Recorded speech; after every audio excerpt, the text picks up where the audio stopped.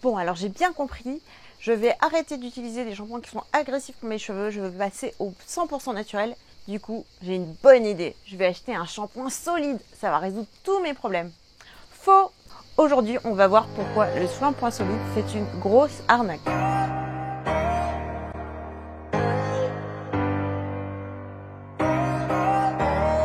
Alors, bon, quand j'utilise le mot arnaque, c'est peut-être un petit peu fort parce que, en fait, ça dépend des shampoings.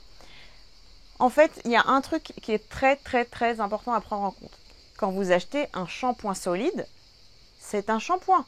La seule chose qui change entre les deux, c'est la forme.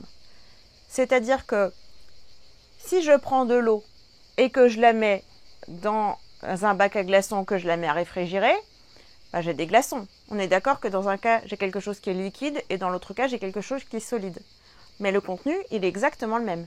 Et c'est exactement la même chose avec les shampoings solides. C'est pas parce que vous achetez un shampoing solide que cela vous garantit que la composition, elle est bonne pour vos cheveux, qu'il y a des produits naturels dedans et qu'elle est sans risque pour vous et pour votre santé. En fait, la seule chose que ça garantit, c'est au niveau du packaging, c'est-à-dire que si vous êtes dans une démarche zéro déchet, effectivement, la plupart du temps, si vous n'achetez pas un shampoing solide qui est emballé dans du plastique, vous allez créer moins de déchets quand vous achetez ce shampoing solide que si vous achetez un shampoing liquide. Parce que bon, je précise ça parce que si vous achetez un shampoing avec un emballage plastique qui lui se recycle pas, c'est limite pire que votre shampoing avec un plastique qui est dur, au moins recyclable, ce qui n'est pas le cas du petit plastique fin. Lui, il ne va pas se recycler. Donc si vous êtes dans une démarche zéro déchet et que en fait, par rapport à vos cheveux, à votre santé, tout ça, vous en fichez, effectivement, c'est mieux d'acheter un shampoing solide qu'un shampoing liquide. Sinon, la composition, en fait, ça dépend des marques. Donc, la seule solution pour être sûr d'avoir un bon shampoing, c'est vraiment de regarder la composition. Et le problème, c'est qu'il y a beaucoup de shampoings solides qui ont une composition, excusez-moi du terme, mais qui est toute pourrie.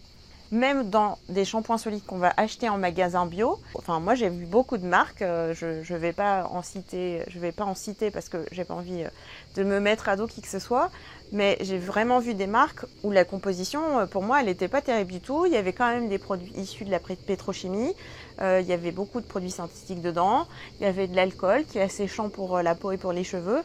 Donc pour moi, ils ont beau être solides, ce ne sont pas des bons produits et je ne vous conseille pas d'utiliser ces produits pour vos cheveux si vous êtes dans une démarche d'avoir des produits qui sont plus sains. Qu'est-ce qu'on fait? En fait, il n'y a pas 36 000 solutions, il faut regarder la composition. La première chose, c'est que si vous avez un produit qui a plus d'une dizaine d'ingrédients, déjà, il y a très peu de chances que ce soit un produit qui soit bien. Pareil, l'alcool, c'est un ingrédient qui est facile à reconnaître. Tout ce qui est PEG aussi, c'est à éviter vraiment le plus possible.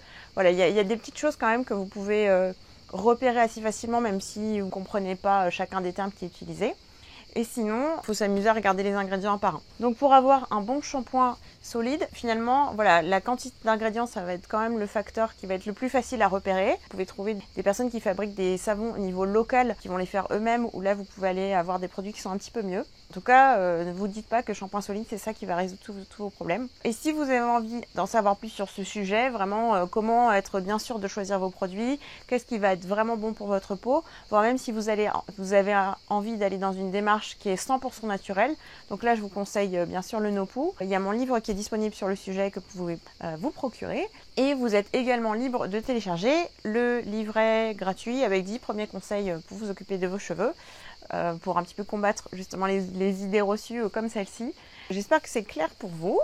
Je vous souhaite une très bonne journée et je vous dis à très bientôt. Au revoir.